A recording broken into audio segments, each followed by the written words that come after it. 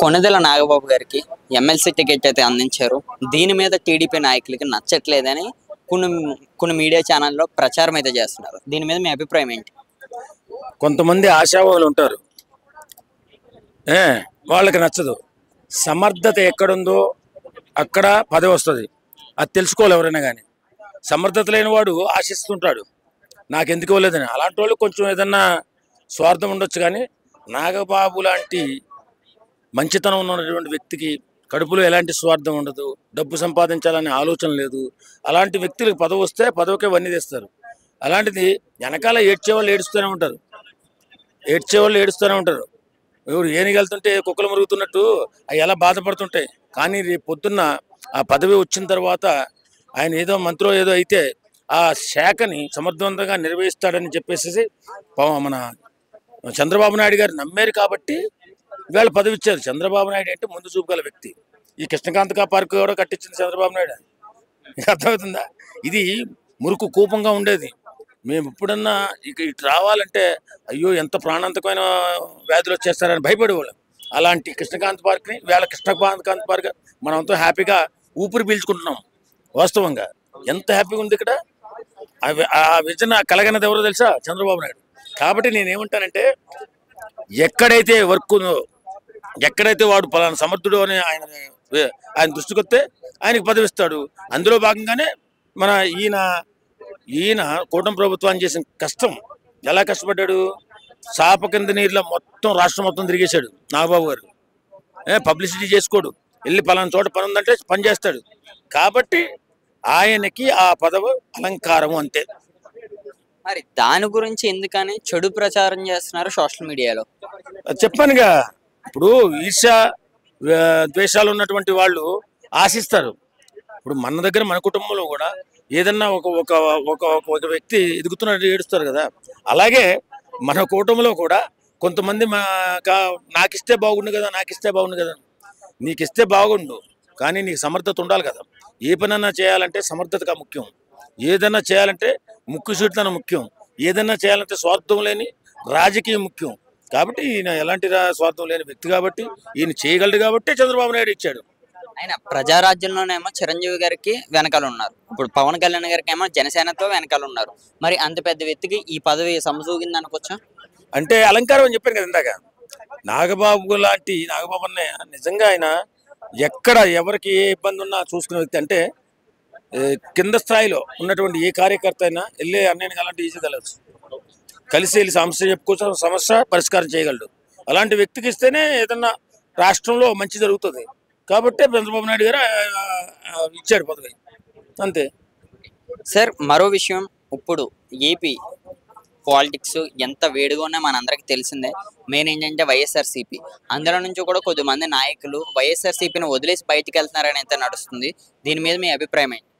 ఇప్పుడు ఆయన అధికారంలో ఉన్నప్పుడు ఎలాగైతే కలవలేదో, ఇప్పుడు ఆప్యాయత ఉండాలబ్బా మనిషి దగ్గర. జగన్ దగ్గర ఆప్యాయత ఉండదు, అహంకారమే ఉంటుంది. వాస్తవంగా అన్నా అని బయటకు అంటాడు, కానీ నీ అమ్మ అన్నట్టు ఉంటుంది ఆ మాట.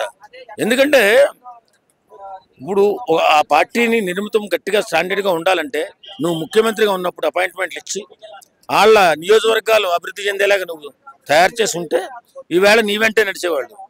కానీ నువ్వేం చేసావు? అపాయింట్మెంట్ ఇవ్వాల, ఎక్కడెక్కడో కూర్చున్నావు. నీ నీడ నువ్వు ముఖ్యమంత్రి నువ్వు అనుకున్నావు, కానీ నువ్వు నీడవి. అసలు ముఖ్యమంత్రి ఎవరో తెలుసా? సజ్జల రామకృష్ణారెడ్డి. ఆయన అడుగుజాడల్లో నడిపాడు. ఆయన అడుగుజాడల్లోనే నిన్ను గెలవనకుండా చేశాడు. నీకు భజన చేయించాడు. ఆ భజనలో నువ్వు మూనికిపోయి మొత్తెక్కిపోయి ఉండిపోయావు. కాబట్టే నీకు ఇవాళ ఈ పరిస్థితి. ఎందుకు వస్తుంది? నాయకుడిని స్నేహితుడిగా చూడాలా. నీ తోటి నాయకుడిని స్నేహితుడిగా చూస్తే నీ దగ్గరే ఉంటారు. నువ్వేమో శత్రువులా చూస్తావు. ఎందుకుంటారు? వెళ్ళిపోతారు ఒకడొకడు. బైరెడ్డి సిద్ధార్థ రెడ్డి సోషల్ మీడియా పేరెత్తితే ఫస్ట్ వైఎస్ఆర్సీపీ నుంచి కనిపించే వ్యక్తి ఆయన, ఒక యంగ్స్టర్. మరి ఆయన కూడా పార్టీ మార్పు జరుగుతుందని కూడా నడుస్తుంది. ఇది ఎంతవరకు నిజం అనుకోవచ్చు? జరిగితే జరగొచ్చండి. ఇప్పుడు మనకి భవిష్యత్తు కనపడలేదు అనుకోండి, ఏం చేస్తారు? భవిష్యత్తు లేకపోతే పక్క పార్టీకి వెళ్తారు. ఇప్పుడు రాజకీయ నాయకులు అంతే. ఇప్పుడు వాళ్ళకి అవకాశం రావాలి, అవకాశం కావాలనుకున్నప్పుడు పార్టీ మారుతారు. నువ్వు నీ దగ్గర ఉన్నప్పుడు నువ్వు నీచంగా చూస్తే ఎవడుంటావు నీ దగ్గర? నువ్వు ఆప్యాయతగా చూస్తుంటే ఎవడో విడిచిపోడు. రాజకీయాల్లో నిన్ను ఎంత ప్రేమగా చూస్తే అంత నిలబడి ఉంటారు. ఇప్పుడు మొన్నేమో పిఠాపురం ఎమ్మెల్యే వైసీపీ ఎమ్మెల్యేనేమో జనసేనలో కలిశారు. ఇప్పుడేమో బైరెడ్డి సిద్ధార్థ రెడ్డినేమో బీజేపీ లేదా టీడీపీలోకి అంటున్నారు. మరి ఇలా వెళ్తూ ఉంటే రానున్న రోజుల్లో వైసీపీ పార్టీ పరిస్థితి ఏంటి అనుకోవచ్చు? వైసీపీ పార్టీ అనేది అహంకారపూరితమైన పార్టీ. ఏదో ఆ భగవంతుడి దయ వల్ల, ఆ వైఎస్ రాజశేఖర రెడ్డి దయ వల్ల, ఆయన సింపతితో ఈయన ఒకసారి ముఖ్యమంత్రి అయ్యాడు.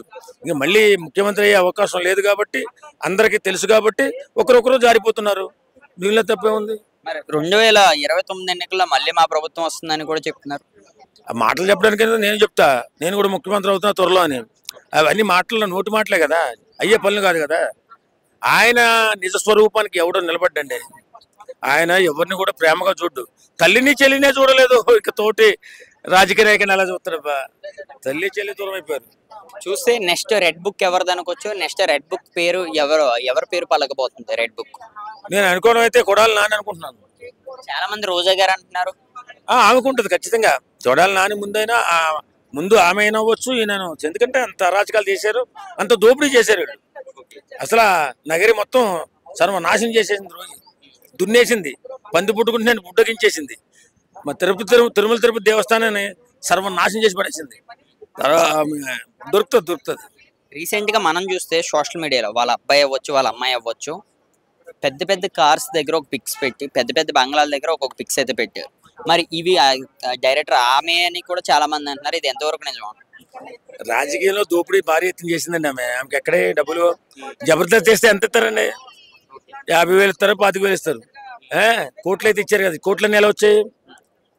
గజ్జ దొంగ మొత్తం దోసిపడేసింది.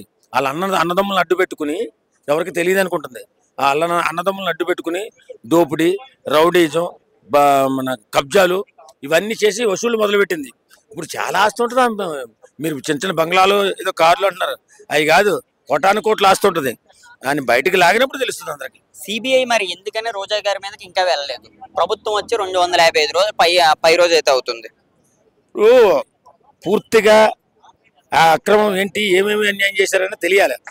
తెలిసిన తర్వాత వెళ్తుంది. పూర్తిగా వాళ్ళ దగ్గర ఎవిడెన్స్ దొరకాలి కదా. ఎవిడెన్స్ దొరకకుండా నోటి మాటలు వెళ్ళి అరెస్ట్ చేయరు. పూర్తిగా ఎవిడెన్స్ సంపాదించి అప్పుడు ఆమెను తీసుకొచ్చి వెళ్ళేస్తారు. Thank you sir. Thank you.